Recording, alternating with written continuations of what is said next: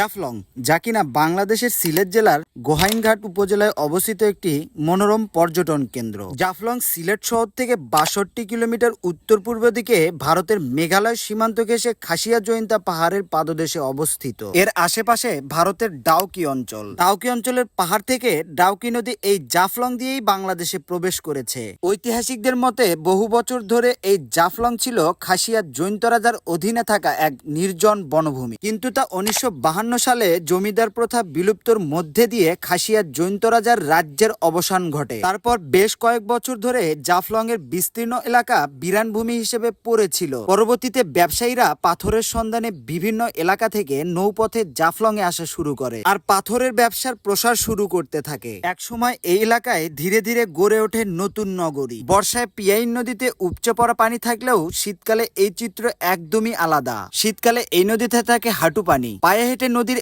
এক প্রান্ত থেকে অন্য প্রান্তে যাওয়া যায়। স্বচ্ছ জল ও পাথরের মিতালি দেখতে প্রত্যেক বছর শীতের সময় ঘুরতে আসা ভ্রমণ পিপাসুরা নিতে পারে প্রাকৃতিক এক অপূর্ব স্বাদ। শুধু দেশি বিদেশি পর্যটকই নয়, পাশাপাশি প্রকৃতি প্রেমীরাও ভিড় করতে থাকে জাফলং এ। স্বচ্ছ জলরাশি, মেঘালয়ের পাহাড় ও রং বেরঙের পাথর থাকায় জাফলং এক দেশের অন্যতম সেরা পর্যটক স্থান হিসেবে পরিচিতি লাভ করেছে। তো চলুন এবার জেনে আসা যাক জাফলং এ কিভাবে আসবেন এবং কত টাকা খরচ হবে। সিলেট শহরে সোবানি গেট থেকে যে কোনো সিএনজি, মাইক্রো অথবা বাসে করে খুব সহজেই চলে আসতে পারবেন জাফলং জিরো পয়েন্টে। জাফলং জিরো পয়েন্টে বাসে করে আসতে হলে আপনাকে গুনতে হবে ১৫০ থেকে ২০০ টাকা পর্যন্ত। আর সিএনজি অথবা মাইক্রো বাসের ভাড়া বেশি থাকলেও দামাদামি করে নেওয়াই ভালো। জাফলং এ আসার পর এখানে অনেক ধরনের নৌকা দেখা যায়। আপনি চাইলে এই নৌকা ভাড়া করে জাফলং এর সৌন্দর্য উপভোগ করতে পারবেন। এখানে স্বচ্ছ জলরাশি, মেঘালয়ের পাহাড় ও রং বেরঙের পাথর, যা কিনা ভ্রমণ পিপাসু মানুষদেরকে